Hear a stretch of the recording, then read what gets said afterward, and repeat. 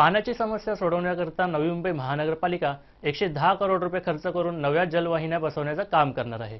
50 रुपयात 30,000 लिटर पाणी आणि 24 तास पाणी मिळणार असे मत मिळवण्यासाठी सत्ताधारी राष्ट्रवादी काँग्रेस पक्षाने गेल्या वर्षी मतदानाच्या वेळी घोषणा केल्या होत्या। परंतु आजच्या स्थितीला नवी मुंबईत पाणी कटौती केली जात आहे। नवी मुंबईत पाण्याची समस्या दिवसेंदिवस बिकट बनत चालली आहे। पाण्याची समस्या सोडविण्याकरिता नवी मुंबई महानगरपालिका 110 करोड रुपये खर्च करून नवीन पाईपलाईन टाकत आहे। पालिका आता करोडो रुपये पाईपलाईन टाकण्यासाठी खर्च करणार आहे। Bureau report MVTV।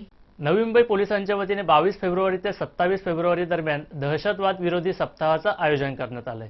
दिनांक 22 ते 27 फेब्रुवारी 2016 या कालावधीत दहशतवाद विरोधी सप्ताहाचे आयोजन करण्यात आले आहे। सदर सप्ताहाचे उद्घाटन दिनांक 22 फेब्रुवारी 2016 रोजी 4 वाजता सिडको एक्झिबिशन सेंटर, सभागृह वाशी, नवी मुंबई येथे संपन्न होणार आहे। सदर सप्ताहादरम्यान विविध विषयांवर कार्यक्रमाचे आयोजन करण्यात आले असून मुख्यतः दहशतवाद विरोधात समाजामध्ये जनजागृती करणे व संभाव्य धोक्यापासून शहरवासियांचे संरक्षण करणे असा सदर कार्यक्रमाचा उद्देश आहे।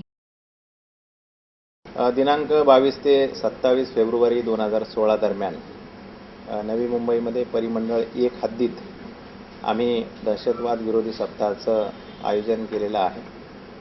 अलीकडच्या काळामध्ये सर्वत्र ज्या दहशतवादी घटना घडत आहेत त्या पार्श्वभूमीवरती लोकांच्या मध्ये त्याचप्रमाणे वेगवेगळ्या सिक्युरिटी एजन्सीमध्ये देखील जनजागरण व्हावं असा हा सप्ताह ऑर्गनाइज करण्याचा आमचा हेतू आहे। NRI पोलिसांनी घरफोडी करणारे 3 आरोपींना अटक करून त्यांच्याकडून 1 किलो सोने व मोठ्या प्रमाणात चांदी हस्तगत केली आहे।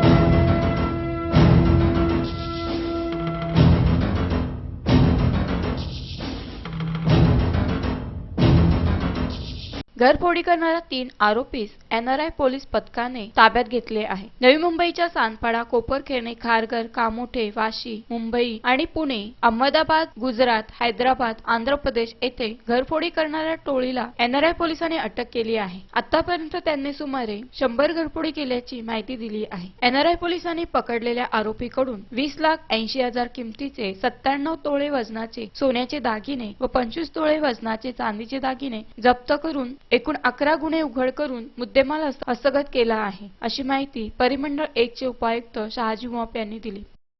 दिवसा घरफोडी करणारी एक आंतरराज्यीय टोळी आम्ही पकडलेली आहे।